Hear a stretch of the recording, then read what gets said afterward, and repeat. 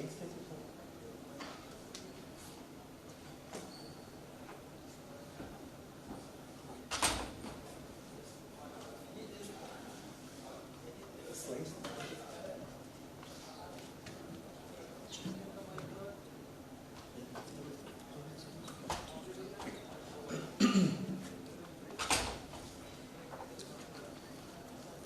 afternoon, everyone. I am Dr. Saurabh Goyal. I am a nephrologist practicing at the Delhi Heart Institute and Multispecialty Hospital. And today's topic given to me is diabetic nephropathy. I will be discussing the brief updates about the diabetic nephropathy. I will be discussing the topics in the heading of introduction, screening and diagnosis of diabetic nephropathy, and management and recent advances of diabetic nephropathy. We know that diabetes is a widespread disease, and almost 6% of the world's population is diabetic, and almost 420 million people are living with the type 1 or type 2 diabetic. And out of this diabetic patients, 40% are expected to develop chronic kidney disease. And diabetes is the leading cause of patients leading to chronic kidney disease or end-stage renal disease. And almost 40% of the patients of diabetes, they land up in CKD. And diabetic kidney disease is greatly amplified by the risk of cardiovascular complication and death. And in spite of controlling the factors like hyperglycemia and hypertension, the mortality in the diabetic kidney disease remains quite high. And the irony of the disease is like no current test is available which can predict the development of diabetic kidney disease. Only we can consider the risk factors like age of patient, weight of patient, family history, and duration of diabetes and race, which can give us a hint that whether patient will be having diabetic nephropathy in the future or not. This is a disease with great economical and human suffering, and till recently drugs like only RAS inhibition are available for diabetic nephropathy, but now a lot of drugs are coming up for the treatment of this condition, deadly condition, diabetic nephropathy. And screening of the disease, awareness, and implementation of the new therapy is the need of hour. And first of all, to diagnose the patient of diabetic nephropathy, we have to anticipate the diabetic patient developing the diabetic nephropathy, and we have to screen the patient. So, how frequently should we screen the patients for diabetic nephropathy? A type 1 diabetic should be screened every 5 years for the development of proteinuria, and a type 2 diabetic patient should be screened at the time of presentation itself, that whether he has developed this diabetic nephropathy or not. And how can we screen? We can screen using the measurement of creatinine and ultimately calculating the GFR. And we can measure the albuminuria, which can be done by the spot urine sample, or we can calculate the 24-hour urine protein. American Diabetes Association also recommends the screening of proteinuria and creatinine, and they recommend it once yearly. But if patient is having moderate proteinuria and impaired GFR, then it should be done twice yearly. And this is a slide which is important, which is showing the categorization of albuminuria in patients. Earlier it was called as microalbuminuria and macroalbuminuria, but the now new terminology define it as normal to mildly increased, moderate increased, or severely increased. Normal to mildly increased is less than 30 milligrams, and moderately increased is 30 to 300 milligrams, and severely increased is more than 300 milligrams. So, how we diagnose? Typically, it is a clinical diagnosis. Routinely, we don't do biopsy to diagnose the diabetic kidney disease. But diagnosis, when alternative diagnosis is being thought of, then we go ahead with the biopsy in certain cases. And when we should biopsy a patient of a diabetic patient, when are we suspecting that he is having a diagnosis other than diabetic nephropathy? If severely elevated proteinuria is present at the time of presentation of type 1 diabetic, then we should suspect that this is non-diabetic renal disease. If there are presence of RBCs cast, dysmorphic RBCs, WBC cast, then also we should have a clue. And presence of another systemic diseases like polycystic kidney disease, renal stones, or SLE should also give a clue that patient might be suffering from a non-diabetic renal disease. And if there is sudden increase in albuminuria or a GFR fall of more than 6 ml per year, then also we should think of another diagnosis than diabetic kidney disease. This is the natural history of diabetic kidney disease. It goes through 5 stages of stage 1 to stage 5, and different timelines are given. And management of the diabetic kidney disease, it is brought, first we implement the lifestyle modifications in patient. in the form of diet, exercise, smoking cessation and weight control. And then we move with the first line of drugs, which includes glycemic control. We use metformin. SGLT2 inhibitors is the add-on therapy. And then we implement the important class of drug, which is the backbone of diabetic nephropathy, that is RAS inhibition. And also we use statins. Statins can be high dose or it can be low dose statins. And then we add on the add-on therapies like GLP-1 receptor agonists and antiplatelet therapies and non-steroidal mineraloreceptor antagonists. And then there is lipid management and blood pressure control. This is a diagram which is showing the comprehensive care of a patient of diabetic kidney disease. First of all, lifestyle modification should be implemented. And then the first line drugs, which includes the metformin, should be added. Metformin can be added if GFR is more than 60, and dose needs to be modified if the GFR falls to 45. And then SGLT2 inhibitors can be added. It is added if GFR is more than 30 and it is continued. And then if further glycemic control is required, we add GLP-1 receptor agonist. And if further glycemic status is not met, we can consider the sulfonylureas or insulins. And in the blood pressure control, the first line of drug is RAS inhibition in the form of ACE or ARBs. And if blood pressure is not controlled, then we consider of adding the calcium channel blockers, which are mainly dihydropyridine. And diuretics can also be thought of. And also we can add on the upcoming drugs of non-steroidal mineralocorticoid receptor antagonists, and if proteinuria is there. And other conservative managements like antiplatelet agents and statins should also be added. What should be the target of hemoglobin A1C in a kidney failure patient? It should be monitored every twice yearly, but it can be done up to 4 times per year if glycemic status are not met and other new drugs are being added. And regarding the level of HbA1c, patients with earlier stages of CKD should be given a strict target of HbA1c of less than 6.5 because they have minor complications, they have fewer comorbidities, and they have hypoglycemia awareness. Whereas the patients in the advanced stage of CKD, they have many comorbidities, shorter life expectancy, and hypoglycemia awareness is lost. So they are given a relaxed target of almost 8. This is again a slide which is showing the selection of glucose lowering drugs. Physical activity, metformin. Metformin is started when the GFR is less than more than 60, and it can be continued safely up to GFR of 30. When the GFR falls below 45, a dose needs to be halved. And SGLT2 inhibitors is the first add-on therapy with metformin, followed by the drugs. This is again a slide which is showing the metformin usage in the patient of renal failure.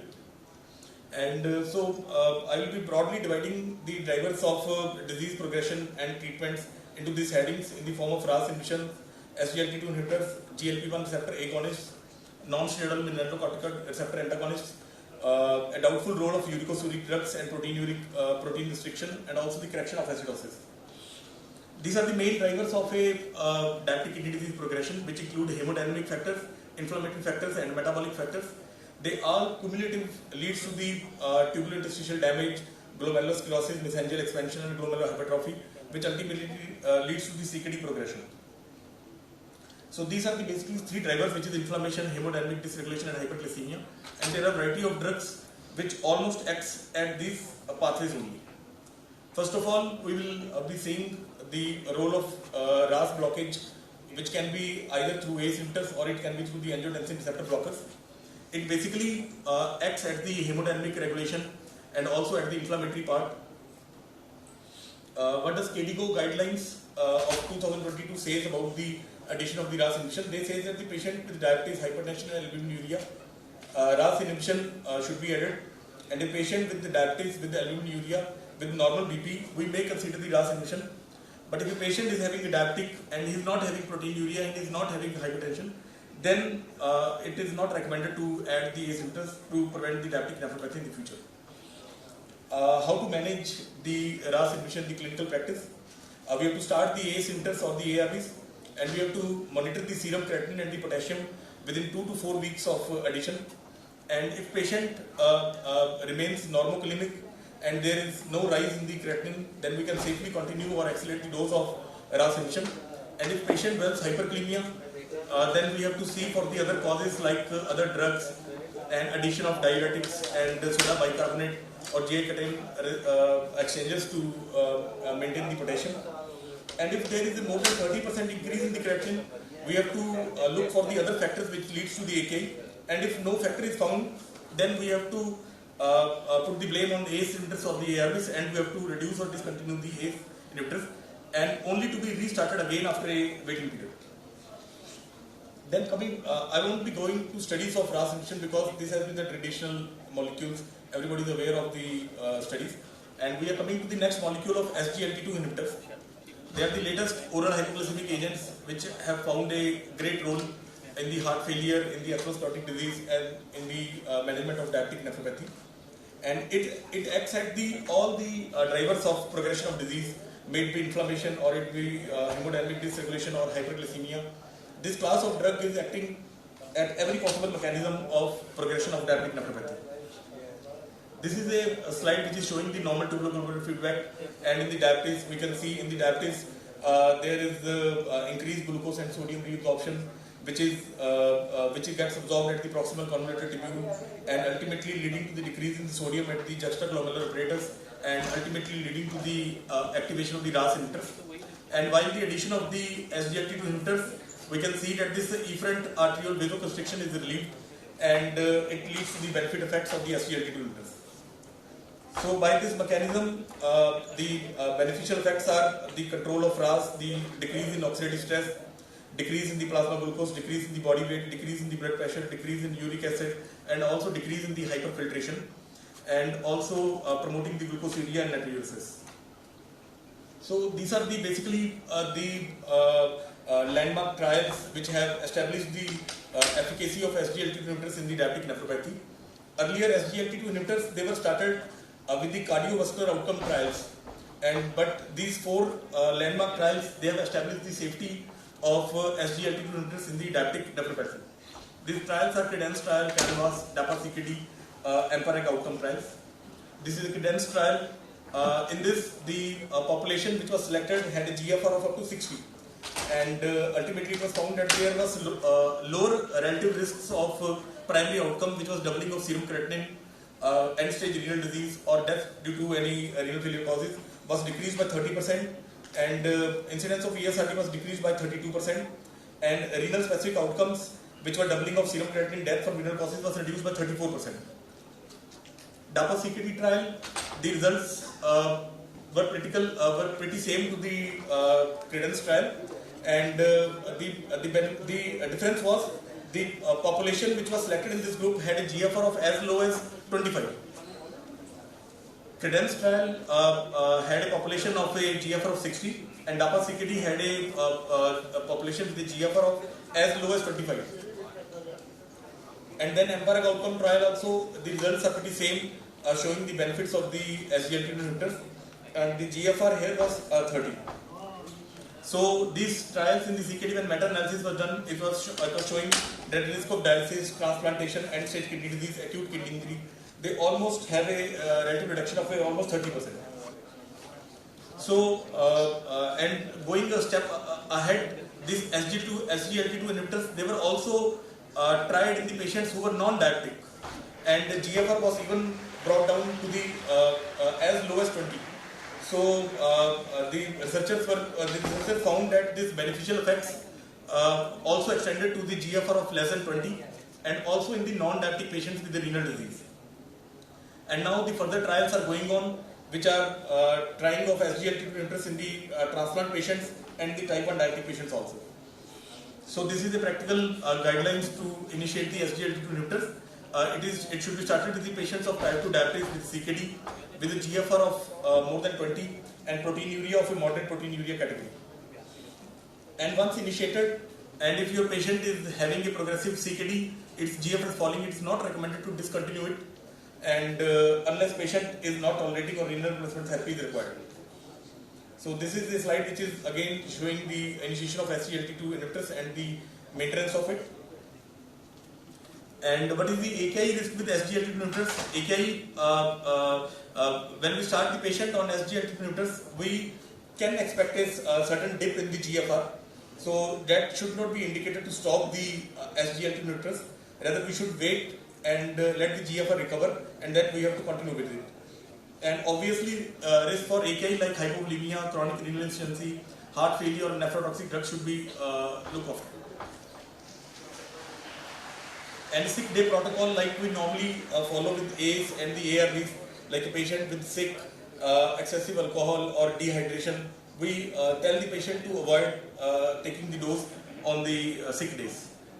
And regarding the pre-operative care, if a patient is being planned for a daycare procedure, we skip the dose on that day. And if patient is planned for admission and surgery, then we skip normally for 2 days and 1 day after. Coming to next class of drug, which is a GLP-1 receptor agonist. This is a preferred add-on therapy. This is basically the injectable incretins mimetics, and it acts on the pathology of inflammation and hyperglycemia mechanism. And there are some direct and indirect effects of GLP-1 agonists in the progression of diabetic nephropathy.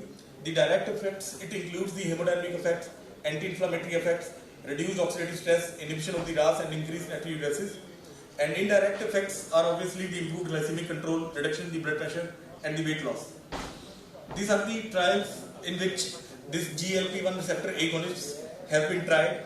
The molecules, namely liraglutide, semaglutide, exenatide, albiglutide, dulaglutide, they have gone through various trials, and GFR of as low as 30 to 25 were chosen.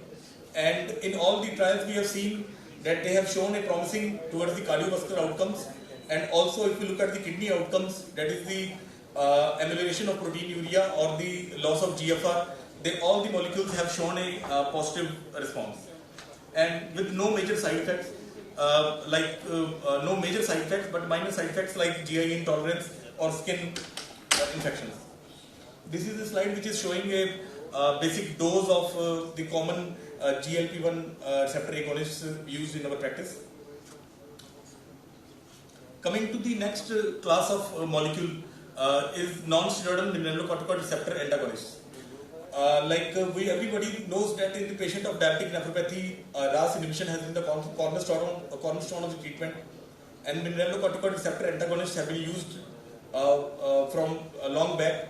But there is a disadvantage and risk of hyperkalemia when the steroidal mineralocorticoid receptor antagonists and ARBs or ACE are used together. So, a new molecules of non-steroidal mineralocorticoid receptor antagonists have been developed, which is finerenone. This exerts the beneficial effects of MRAs without leading to patient excessive risk of hyperkalemia. We can see that whenever there is a RAS activation, there is always a mineralocorticoid receptor overactivity, and this overactivity is pathological, leading to the inflammation and fibrosis in the kidney.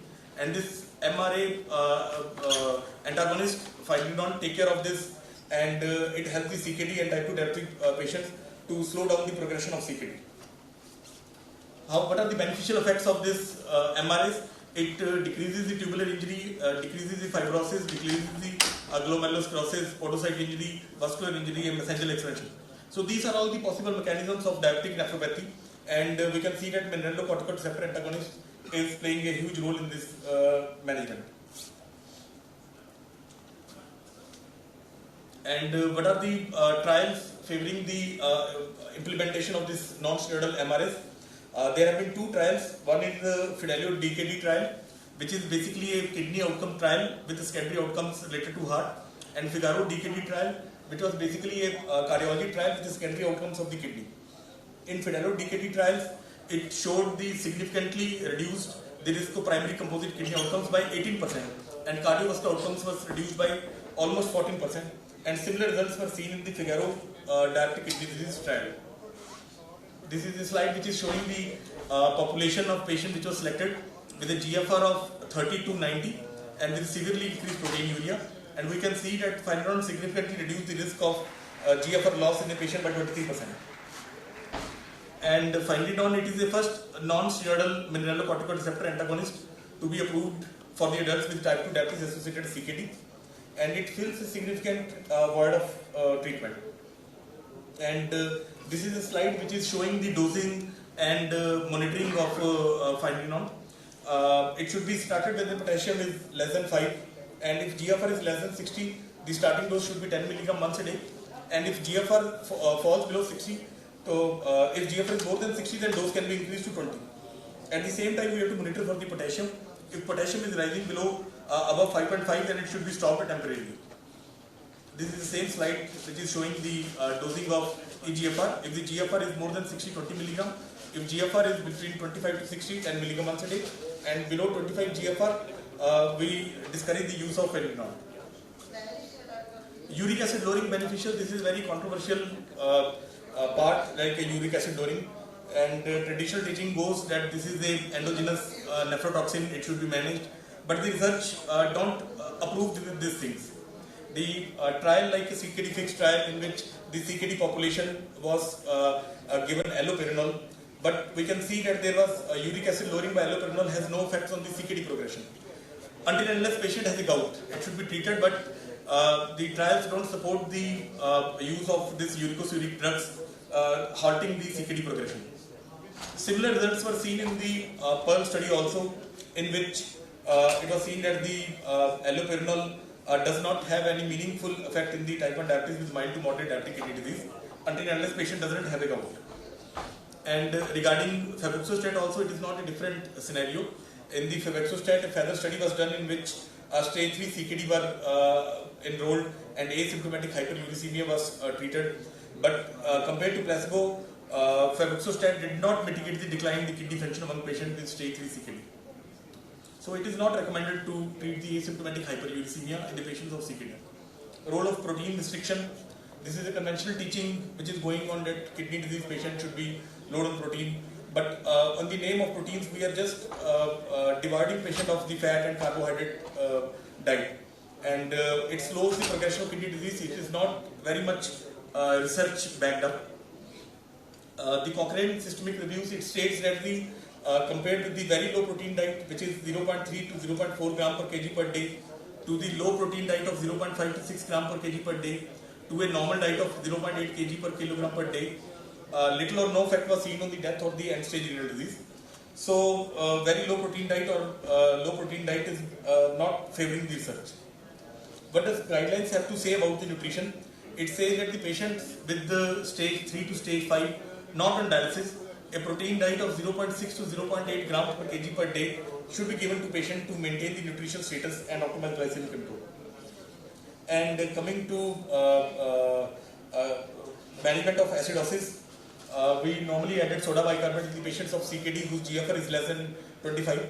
And research and Cochrane review has also shown that this addition of alkali therapy and reduction of the acid in the patient, it helps in preserving the GFR and slows down the disease progression. So what are the takeaway messages? First is comprehensive care. A patient who is having diabetic nephropathy should exercise, take appropriate nutrition. He should not smoke. Risk factor management should be done and pharmacotherapy should be given. Nutrition, he should take a diet high in vegetables, fruits, leguminous plants, and saturated fat should be avoided. And he should avoid processed meats, refined carbohydrates.